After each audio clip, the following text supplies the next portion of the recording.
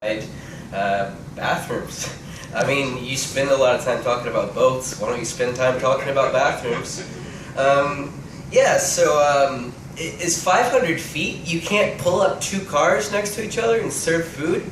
You have to be 500 feet apart? That's an arbitrary restriction on spacing for outdoor food sharing spaces. Okay, so we want to serve food in a public space. So how do we get the city's consent? Why do we need the city's consent of the property owner for serving food on a public space? Yeah, so somebody who wants to serve food, we need certified food managers. Is that saying that somebody without certification doesn't know how to manage food? That's another unnecessary use of bureaucracy.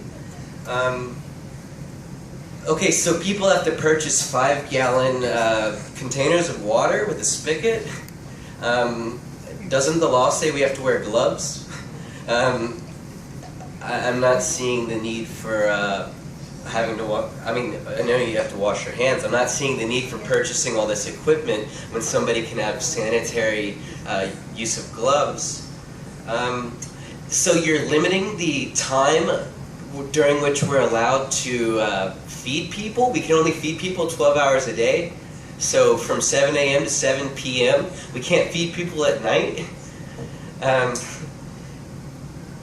Yeah, so if you're worried about quality control, I would only serve food to the homeless people that I would serve to my mother.